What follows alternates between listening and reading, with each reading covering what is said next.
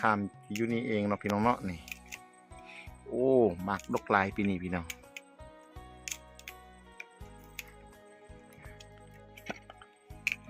มะขามส้มตำมะขามพี่น้องเอ้ยแซ่บๆร้อนๆครับ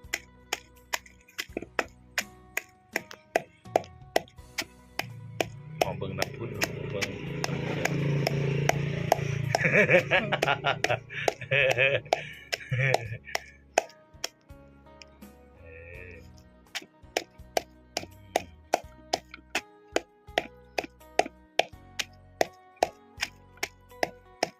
ตำมะขามเด้อพี่น้อง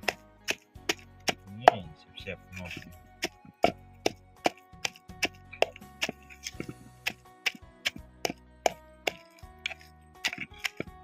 เอาล่ะพี่น้องหลังจากที่ตำแล้วก็ลองซีเบิ้งพี่น้อง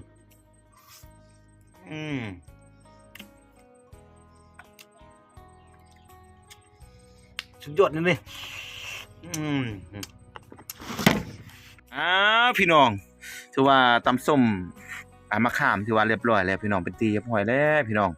นี่ก็ขี้มือจากนี่สานางบนดอยพี่น้องคนอยู่ดอยอยู่ชนบทก็ประมาณนี้แหละพี่น้องนี่วันนี้พี่น้องกินส้มน้ำกัน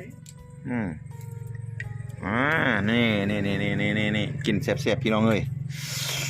บ่แม่นได้ฝากเสียงเด้อตัวแท้ตัวจริงพี่น้องเอ้ยนี่โอ้สุดยอดอมตะอมหิตพี่น้องเอาละพี่น้อง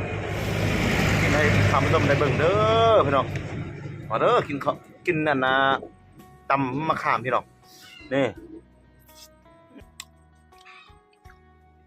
แซ่บพี่น้อง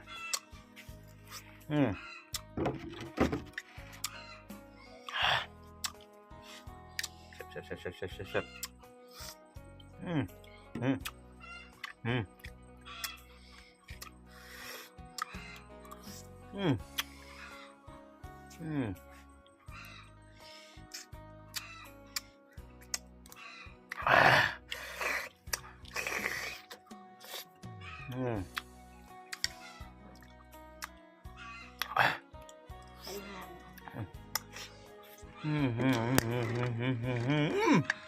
สุดยอดพี่น้อง